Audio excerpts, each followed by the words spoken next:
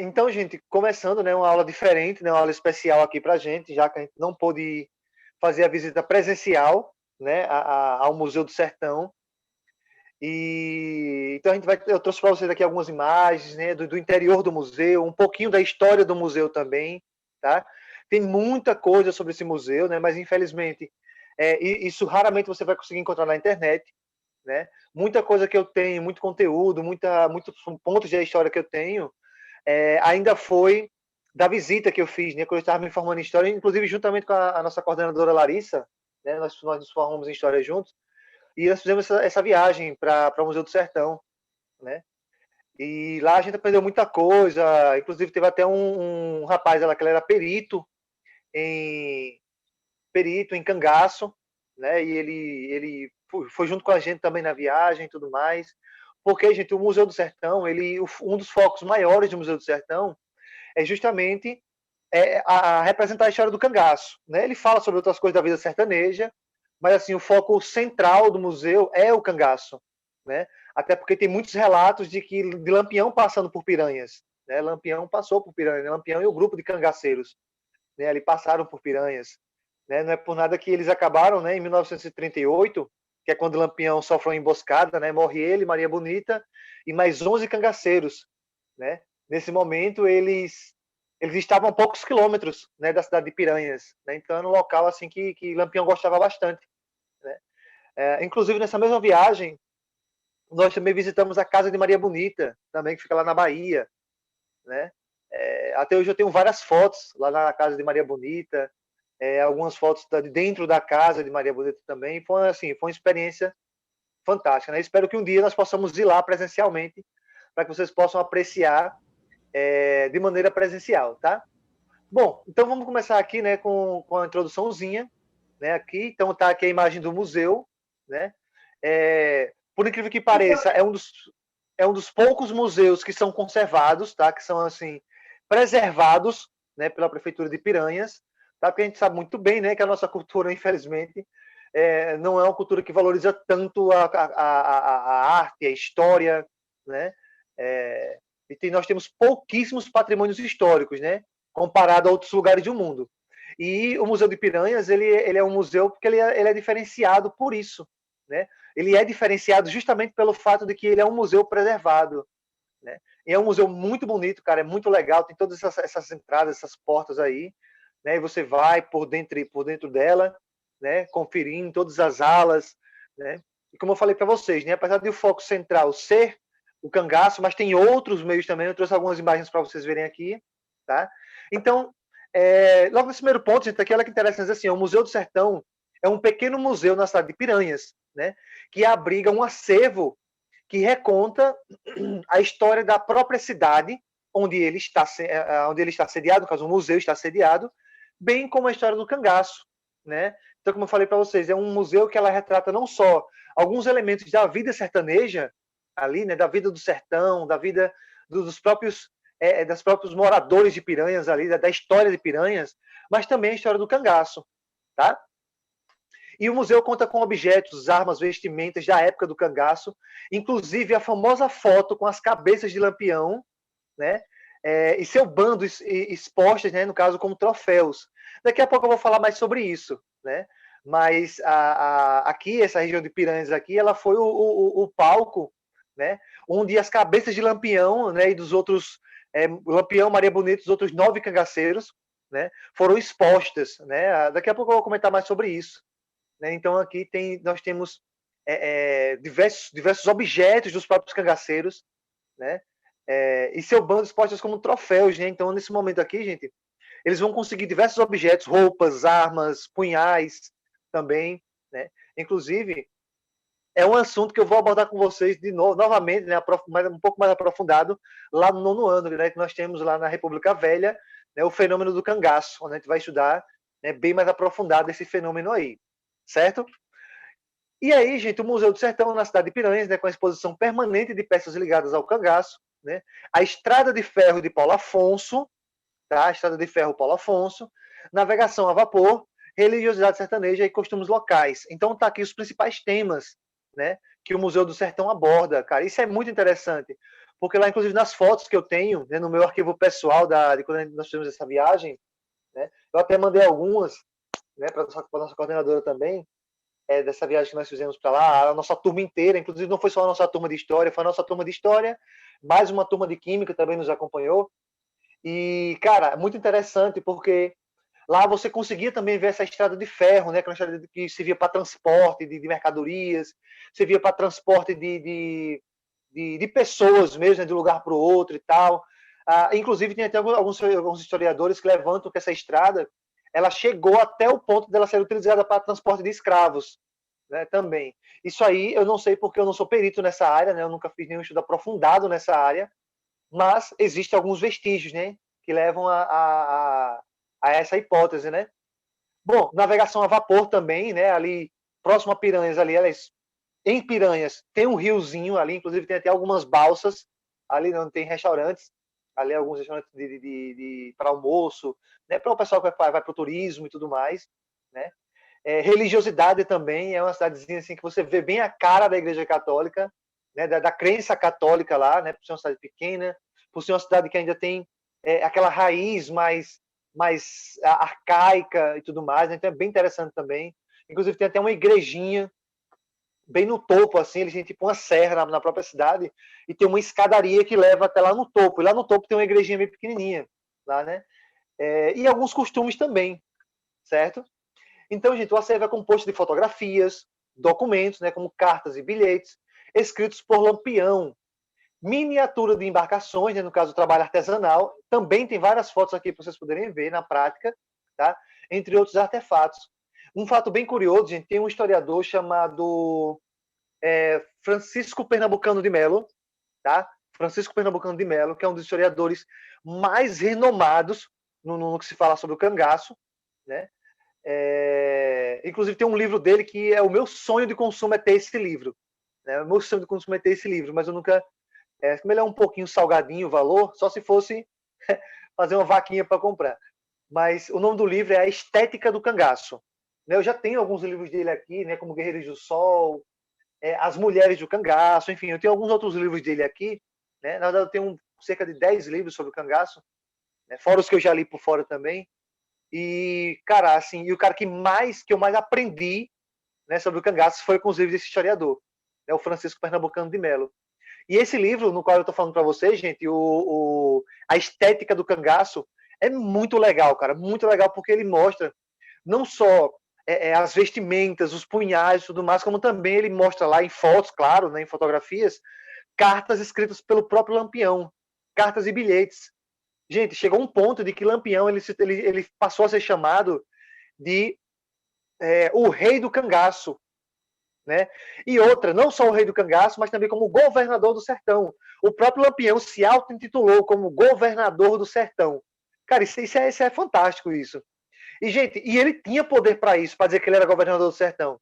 Só para vocês terem uma ideia, o Francisco Pernambucano de Melo, ele já conseguiu alguns documentos, né, ter acesso, né, a alguns documentos, onde ele conseguiu ver, né, ele conseguiu provas ali, historiográficas.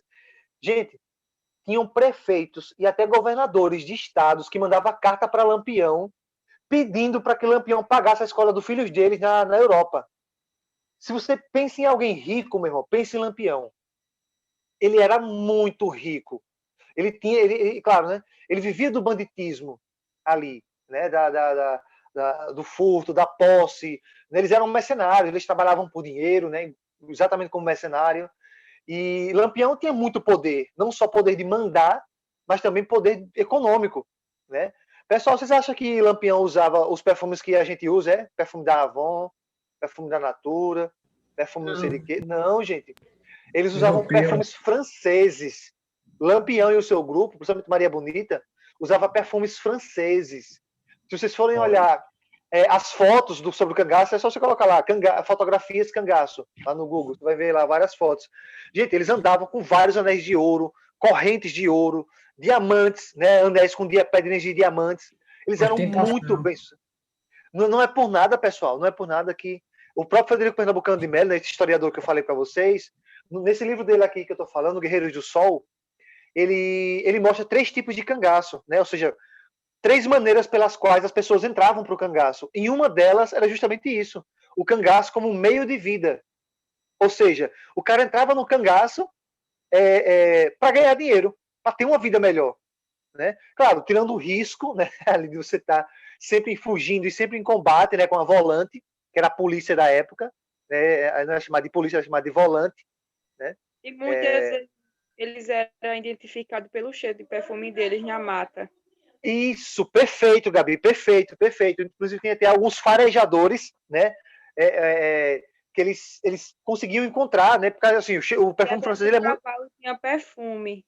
Isso, o perfume francês é muito forte, né? Então, uma das maneiras da volante descobrir, né? Inclusive tem até o conhecido como o maior matador de cangaceiros, né? Que era um cara chamado Zé Rufino. Depois vão lá no YouTube, lá tem alguns vídeos dele, do Zé Rufino, né? O Que Zé os Rufino, policiais é chamado de macacos. isso, pelos cangaceiros, né? Os cangaceiros chamavam eles de macacos, né? E o Zé Rufino, gente, o Zé Rufino, ele não era policial, tá? Mas ele era um caçador tão bom que a polícia sempre chamava ele, a volante sempre chamava ele. E, cara, quem matou o cangaceiro foi ele, o Zé Rufino. Né? Então, uma das maneiras de encontrar, né, como a Gabi comentou, era pelo cheiro, né, do perfume que ficava, né, por ali. Então, olha só, gente, aqui, de acordo com o diretor do museu, né, o Jair Oliveira, tá? Nós não sabemos, né, assim, até onde eu não sei se ainda é o mesmo diretor, tá? Mas até o momento que eu fiz a pesquisa era, tá? O Jair Oliveira, né, o Museu do Sertão foi inaugurado em 1982, né? 1982, ou seja, o que aí há 30, quase 40 anos atrás, né? 38 anos atrás, aí, certo? Ou seja, como parte integrante da Casa da Cultura, e a partir de 2001 transformou-se num dos principais atrativos de Piranhas de toda a região, né? Então você vê que ele começou como só uma coisa anexada, né, à Casa de Cultura, né, que já tinha ali na cidade de Piranhas, e acabou que ele começou a ter tanto destaque que a partir de 2001 ele acabou se tornando independente. Ele acabou se tornando ali o principal ponto, o principal atrativo para os turistas. Eu acho que todo mundo que passa por Piranhas, a primeira coisa que ele quer fazer é conhecer o Museu do Cangaço, né? Conhecer o Museu do Sertão, certo? E aí, gente, olha só, em março de 2007, né, foi fechado para a restauração, né, da infraestrutura física e revitalização e ampliação do acervo, né? Porque assim, querendo ou não, o tempo vai desgastando, né? O tempo vai desgastando ali a, a estrutura, né? Vai desgastando os objetos e tal. Então, periodicamente, isso inclusive não é só aqui não, tá, pessoal? Todos os museus passam por isso. Periodicamente, o museu tem que passar por uma revitalização, né? Eles ficam um tempo fechado, o museu fica um tempinho fechado para poder ser revitalizado, né? Ser repintado as paredes, os objetos vão ser limpos ali, né? Vão ser revitalizados e tal, né? Então, olha só, todo o trabalho de revitalização do Museu do Sertão foi coordenado, né, pela museóloga Maria de Fátima Guimarães, né? E os recursos para o trabalho foram próprios. Então você vê aí que ele é um museu que ele consegue ser autônomo, né? E isso é raro, tá, gente? Se você for pesquisar na historiografia, principalmente aqui do Nordeste, você vai perceber que muitos museus fecharam por falta de investimento, por falta de cuidado, por falta de alguém ali para gerar recurso, né, para poder o museu permanecer vivo, né? Porque querendo ou não, tem gasto de energia, tem gasto de limpeza, né, tem gasto com os funcionários, né? Então precisa ter um trabalho conectado aos órgãos públicos, né? Olha só, vamos lá. E aí o museu retrata, né, como eu falei para vocês no início, a história de vida e fim do cangaço, tá, pessoal? Então assim, basicamente, pessoal, não tem como contar a história para vocês aqui do cangaço toda, né? Porque é muita coisa. O primeiro relato do primeiro, assim, considerado como o primeiro cangaceiro da história, gente, data lá de 1850. Olha, lá no século XIX, né, 1850, que foi um rapaz chamado Lucas Jafeira, né, que segundo a historiografia, ele foi o cara, foi um jovem lá que roubou umas mercadorias, né? Roubou umas mercadorias e depois ele na fuga passou por uma fazenda, né? Invadiu a fazenda e deflorou uma moça. Deflorar é o que a gente chama de estuprar a moça, né? No caso, ele tirou a virgindade da moça. Ele deflorou a moça ali, né? Abusou sexualmente dela. E aí ele passou a ser caçado, né, pelo pai dela, pelos fazendeiros ali e tudo mais. E aí ele acabou se unindo a outros fugitivos, né? E daí surgiu, né, o cangaço, né? Inclusive essa palavra cangaço vem da palavra canga, tá? E canga é um tipo de objeto que se coloca no pescoço dos bois, tá? Ali. Geralmente ficam 2 bois e é colocada uma canga ali para poder dar suporte de força, né? Para puxar alguma coisa e tal, tá? Então, como os cangaceiros andavam com muita coisa, né? Eles andavam com a cartucheira de balas, o fuzil, andava com punhal, andava com as bolsas de água, andava com umas mochilinhas com objetos pessoais. Então, quando ele andava com muita coisa, parecia que ele estava com a canga nas costas, né? Quase que um boi de carga. Certo? Então, daí surgiu o nome cangaço. Certo? E aí, gente, isso, exatamente. Tá um detalhe, gente, só para lembrar aí, tá? Não manda se vocês comentar, igual a Gabi fez, tá? Quem quiser comentar alguma coisa, fique à vontade, tá? Principalmente tirar dúvidas, tá? Às vezes é um assunto que chama a atenção e você quer tirar dúvida e fica meio acanhado. Pode ligar o seu áudio a hora que você quiser para poder fazer perguntas, certo?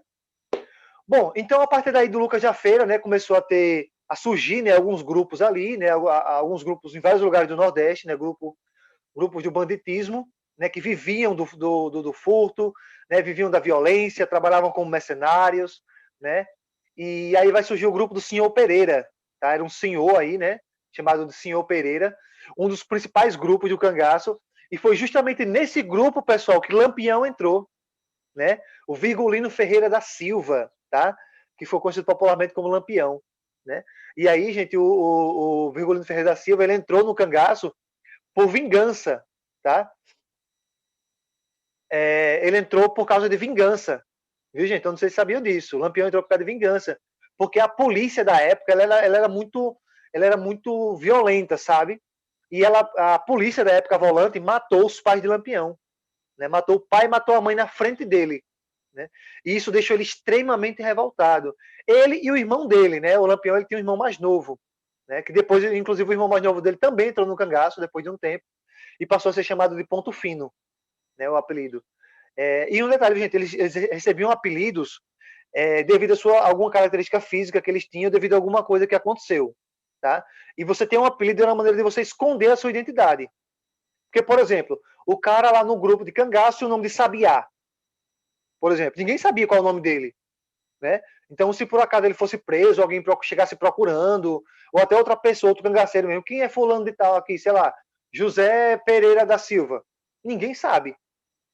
Entendeu? Mas quem é o Sabiá? Aí todo mundo sabe. Tá? Isso aqui é só para você entender o significado dos apelidos, tá? Então, a gente, basicamente, aí, quando o Lampião entra no cangaço, né, depois de um tempo ele começa a se destacar pela sua inteligência, né, ali, pela sua grande sabedoria estratégica nas batalhas contra a polícia, né, que era a volante. Né, como a Gabi comentou aí, os cangaceiros chamavam a polícia de macacos, né, os macacos, tá? E depois que o senhor Pereira, né, saiu do cangaço, né, pouco antes de morrer, o senhor Pereira deixou Lampião como líder. Né, e aí o cara ganhou o Nordeste, né? O cara ganhou o Nordeste. Infelizmente, a gente não tem tanto tempo suficiente assim para me explicar para vocês as estratégias geniais que os cangaceiros utilizavam para poder se manter tanto tempo no poder, né? Se manter tanto tempo vivendo, né, esse estilo de vida assim. Né? E aí passaram-se vários anos e tal. No começo não tinha nenhuma mulher no cangaço. Tá? Daqui a pouquinho eu vou falar para vocês sobre as mulheres no cangaço. E aí, gente, o que é que acontece? Né? Você pode ver aqui na sua imagem à sua direita o fim do cangaço. Né? Que basicamente foi o seguinte, gente. Depois de tantos anos, né, de cangaço ali, na época o presidente era o Getúlio Vargas. Tá? Na época, vocês vão ver esse assunto lá no 9º ano também. Na época o presidente era Getúlio Vargas. Getúlio Vargas ele queria acabar com todo tipo de banditismo, né? Então Getúlio Vargas aí investiu pesado em dinheiro, né? Pesado em armamento, pesado no exército, para que eles conseguissem reprimir todos os tipos de revolta, tá? E aí, né? O que acontece? Um tenente chamado João Bezerra, tá? Tenente João Bezerra era o cara encarregado de caçar o grupo de Lampião, mas não conseguia encontrar de jeito nenhum. Né? Não conseguia encontrar de jeito nenhum o local onde Lampião estava. E tem um fato bem curioso, gente. Poucos dias antes, né, um certo momento da história, em 1938, né, ali em julho de 38, Lampião estava com outro grupo grande também, do braço direito dele. O braço direito do Lampião era um cara chamado Corisco, tá? Ou também conhecido como Diabo Loiro, certo? Diabo Loiro. E os dois estavam conversando, né? Os dois grandes líderes, né? Lampião e Corisco, né? Os dois estavam ali conversando. E Lampião chegou para Corisco e disse: compadre, eu vou me esconder no coito de Angicos, que fica em Sergipe. Ele fica na fronteira de Sergipe, Alagoas e Bahia, né? E Lampião disse: Corisco, compadre, eu vou me esconder lá no coito de Angicos, né? Na gruta de Angicos, que era um tipo de gruta, um tipo de caverninha, né? Escondidinha dentro da caatinga ali. Parece que é perto lá da usina da hidrelétrica lá, Paulo Afonso. Assim, perto mais ou menos, né? Se você pegar aquela rota do rio ali, você vai chegar lá, né? Na famosa rota do Cangaço, né? Que já até chegar na gruta de Angicos, na grota de Angicos, né? E aí o que é que acontece, gente? Nesse momento, quando o Lampião fala para Corisco que vai se esconder lá na gruta de Angicos, né, em Sergipe, Corisco não quer. Corisco diz para Lampião, capitão, né? Esse coito não é muito bom, capitão. Esse coito é coito de uma saída só. Porque o problema, gente, do coito de Angicos, né, da gruta de Angicos, qual era o problema dela? Porque ela só tinha, pelo mesmo lugar que você entrava, você tinha que sair, não tinha outra saída. Então, Corisco não gostava dessa gruta, né, porque não tinha outra saída. Ou seja, Corisco sabia que se a polícia fizesse um cerco, né, ali na frente da gruta ali, eles não teriam para onde fugir, ia ser só fuzilado, né? E aí Lampião era muito cabeça dura, né? Lampião disse: "Não, eu vou para lá" e tudo mais. E Corisco acabou não indo, né? Corisco foi para outro lugar com o grupo dele, né? Porque, gente, lembre-se que o Cangaço não era um grupo só não, tá? Eram vários grupos, né? Só que o líder máximo era Lampião, né? Lampião ele era o cabeça e ele era quem dava as ordens para os outros grupos, certo? Não era um grupo só não. E aí, gente, o que é que acontece? Corisco vai embora para outro lugar, né? E Lampião vai lá para essa gruta de Angicos, né? E o que acontece, cara? Você vê o que é o X9, né? O famoso cagueta, né? Lampião foi para a gruta de Angicos e eles tinham os chamados coiteiros, tá? Coiteiro era aquela pessoa que escondia, né, os cangaceiros, que tinha ali uma certa amizade por baixo dos panos, que ajudava, tá, os cangaceiros, que ajudava eles. E Lampião chegou para um coiteiro e pediu para esse coiteiro ir na cidade, né, enquanto ele estava escondido, pediu para esse coiteiro ir na cidade comprar farinha, queijo, cachaça, rapadura, enfim, né, uma grande quantidade para que eles pudessem ficar bastante tempo escondidos na gruta de Angicos, certo? E o que é que acontece, cara? Olha que coincidência terrível. Esse carinha, esse coiteiro de Lampião, ele foi numa bodega na cidade de Angicos ali, né? Na cidade de Sergipe. E o dono da bodega tinha uma rixa com esse cara. Eles não se gostavam, eles já tinham discutido e tudo mais, briga de bar, e eles não se gostavam. E aí, quando o dono da bodega percebeu que esse cara, né, o coiteiro de Lampião, claro que o dono da bodega não sabia que o cara era coiteiro de Lampião, né? Mas ele percebeu que o coiteiro de Lampião estava comprando muita coisa. E o cara era pobre. E a primeira coisa que ele pensou foi: poxa, como é que ele pode comprar tanta coisa, ter tanto dinheiro assim para comprar tanta coisa se ele não tem onde cair morto? E aí, na hora, meu irmão, na hora, veio na cabeça dele: ele está escondendo o cangaceiro. Né? Ele está escondendo o cangaceiro. E aí, meu irmão, esse cara, o dono da bodega, assim que o carinha saiu, o dono da bodega foi na delegacia, né, comunicou ao sargento. Cara, me esqueci o nome do sargento agora, mas ele comunicou a um sargento lá da delegacia. E a delegacia e o sargento, na hora, ligou para o tenente João Bezerra. Na hora, mesmo, ela ligou para o tenente João Bezerra. E aí, quando ele foi ligar, ele disse: tem vaca no pasto. Né? Tipo um código, né? Tem vaca no pasto. Ou seja, meu irmão, tem cangaceiro por aqui. E aí, quando o tenente João Bezerra chegou, foi na casa desse coiteiro, torturou ele e a família dele.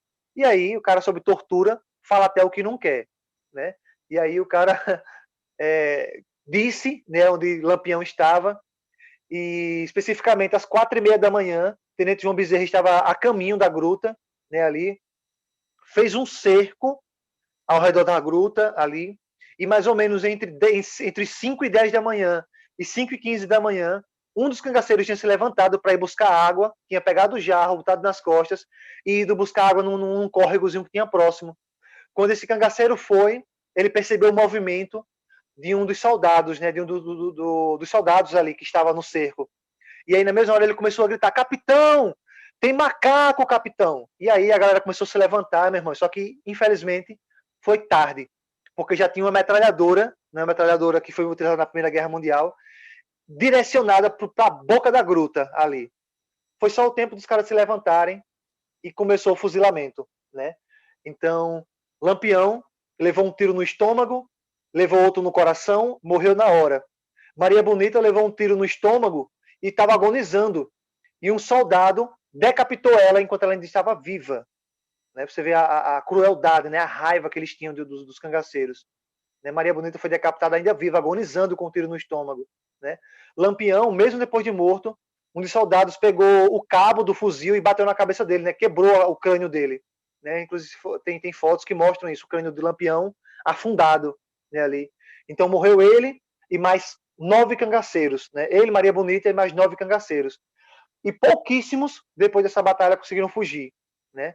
Tem alguns historiadores que levantam a hipótese de que conseguiram fugir ainda cerca de 6 ou 7 cangaceiros. Ainda conseguiram fugir, né? Atirar, né? Abrir o cerco e ainda conseguir fugir. Mas, infelizmente, Lampião e Maria Bonita acabaram. Né? Morreram ali mesmo. Mas esse não foi o final oficial do cangaço, né? Esse foi a pancada quase que final, né? Porque os cangaços, praticamente, ele morreu com Lampião. E o único que sobreviveu ali foi, no caso, Curisco, porque não estava ali. Né? E Curisco, quando ficou sabendo que Lampião tinha morrido, Curisco ficou com muito ódio. Então ele foi na casa de todos os coiteiros, né? E decapitou todo mundo. Né? O cara tava com muito ódio. E depois ele foi se esconder, né? Com a esposa dele, a Dadá, a esposa dele. E só que infelizmente, né, em 1940 ele também foi assassinado, né? Teve um cerco. Depende, Lucas. Depende do tamanho do grupo, tá? Não tinha um número específico, não. Depende de cada grupo. Às vezes tinha grupos com 10, grupos com 20, 30, enfim. Mas não passava de 50, tá? Então, até porque não podia ter um grupo tão grande assim, porque senão ficava mais difícil, né? De você se movimentar, né? E fugir na caatinga. Então não podia ser em grupos muito grandes, não. Certo?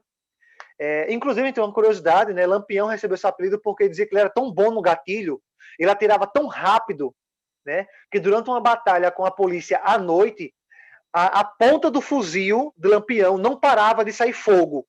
Né? Então ficou parecendo a chama de um candeeiro, né? Ali. Né? A chama de um lampião, né? Eles não chamavam de candeeiro na época, né? Eles chamavam mais de lampião. Né? E aí, devido a justamente isso, ele recebeu o apelido de Lampião. Certo?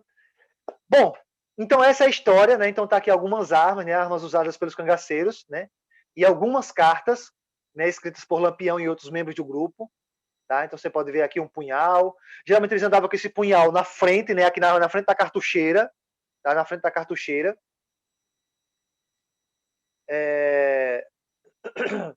Então tá o fuzil ali atrás, né? Pertencer ao Lampião, né? O fuzil, o punhal. Algumas cartas escritas pelo próprio Lampião, né? Para alguns fazendeiros, alguns líderes, alguns governantes, né? Olha só, então tá aqui a parte reservada, né? Para a exposição das várias mulheres. Tiveram várias e várias mulheres, tá? No cangaço. Teve Lídia, que foi considerada como a mulher mais bonita do cangaço. Até hoje, ela era considerada como uma mulher extremamente linda, né? E Lídia, infelizmente, a história dela é um pouco pesada, é um pouco trágica, então não vou contar para vocês aqui, mas ela entrou no cangaço de maneira bem pesada, bem triste, mas está lá, né? A Maria Bonita, né? O nome dela, na verdade, era Maria Gonçalves, né?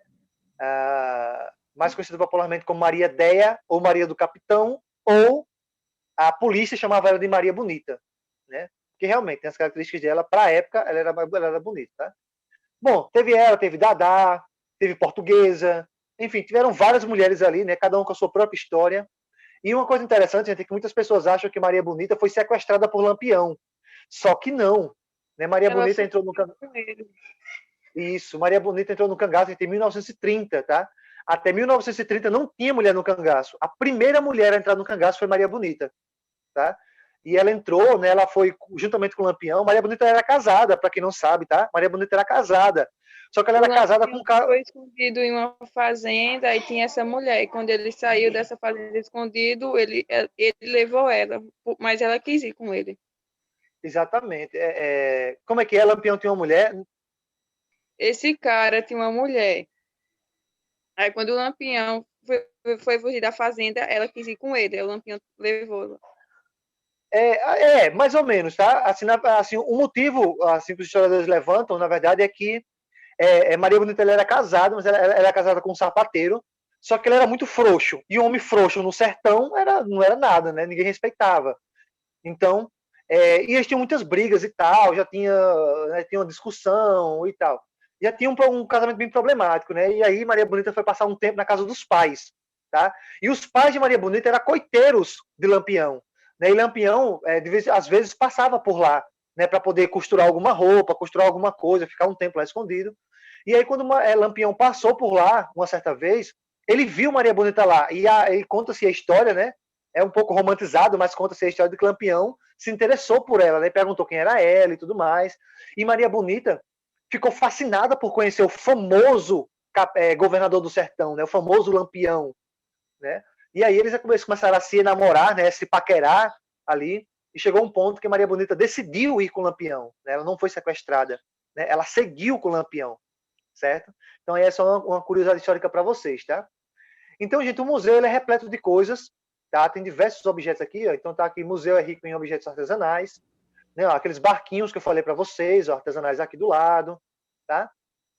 Olha só, aqui vários livros, tá? Literatura de cordel, livros, né? Alguns romances, né? Com a figura de Lampião, isso tudo tem lá no museu, certo? Tudo tem lá no museu. Olha só, peças artesanais. Oi.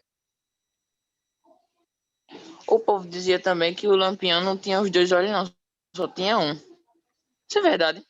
Ele era cego de um olho. Porque durante uma batalha, ele trocando um tiro com a polícia, né, trocando um tiro com a volante, ele foi se abaixar, né, dentro da mata, aquela mata seca da caatinga, e ele acabou furando o olho dele no espinho. Né? Um espinho de... Isso, caatinga é aquela vegetação mais seca, né, do sertão. E ele tentando se esconder, né, trocando o tiro ali, na hora que ele deitou infelizmente em cima de uma planta ali que tinha espinho e furou o olho dele, tá? Realmente ele era cego de um olho, tá? Ele só tinha um. Só que ele com um olho só, meu irmão, ele tinha uma mira muito melhor do que nós tudinho junto aqui, né? Então tá aqui, gente, ó, objetos de renda, argila, barro, né? Aqui tá tudo lá exposto também, né, representando a cultura deles. Sala com exposição de peças, né, mãos, pés, cabeças, etc., referente às crenças e tradições católicas. Lembra que naquele assunto nosso sobre artesanato, que eu falei sobre isso aqui, né, aquela crença das promessas dos católicos e tal, né? Então, já tô devendo, velho. Exatamente, ainda tô devendo, né? Gente, olha só como eram os banheiros, os banquinhos para necessidades fisiológicas da época. Esse banquinho aqui, esse buraquinho, era aqui que você sentava e o seu totô, tá? O seu totozinho saía por aqui, ó. Certo? Era assim que eles faziam na época. Geralmente eles colocavam um balde embaixo, ou faziam um buraco no chão ali, e você fazia por aqui. Né? Esse aqui eram os banquinhos para necessidades fisiológicas da época. Olha aqui, objetos sertanejos, né? A gente já falou sobre isso aqui, tudo isso aqui também, né? Cestaria. Vocês estão percebendo, pessoal, todo aquele assunto nosso sobre artesanato, estão lembrados? A gente falou, um dos nossos últimos assuntos. Sim. Você percebe que tem tudo a ver, né? Com isso aqui, na prática. Né? E aqui, gente, né, Piranhas e toda a região de São Francisco, né, do São Francisco, né, Rio de São Francisco ali, tem muitos atrativos, né, turísticos para serem trabalhados, né? Por isso a Secretaria do Estado, né, do Turismo tem como uma das prioridades diversificar a oferta de produtos e destinos, né, no caso aí rotas, caminhos que você pode percorrer, né? Inclusive essa foto aqui, vocês estão vendo aí, essa foto é minha, tá? Essa foto foi quando eu viajei para lá, né, com o pessoal. Essa foto aí foi eu que tirei. Né, de uma da torre, fica do outro lado da rua, né? O museu fica de um lado, essa torre fica do outro lado. Tem uma das torres muito bonitas também aí. E é isso, pessoal. Então, olha aí, vocês estão reconhecendo essa pessoa aí? Né? Eu vou até ampliar aqui para vocês verem, aqui, ó. Né? Jefferson Lampião. Igual o Lampião. Com certeza. Igualzinho, né? Só que sem a coragem dele, né? Que eu sou frouxo. Bom, gente, então é isso. Espero que vocês tenham gostado, né? Espero que vocês tenham curtido. Muito massa. Né? É muito legal, cara, esse assunto aqui. Espero que um dia a gente possa ir presencialmente, né, lá para vocês verem o quanto é fantástico a cultura sertaneja e principalmente esse Museu do Sertão, tá? Bom, pessoal, antes de encerrar aqui a aula, eu quero que vocês anotem o nome de uma música, eu quero que vocês escutem essa música, tá? O nome da música é Candeeiro Encantado e o cantor é Lenine.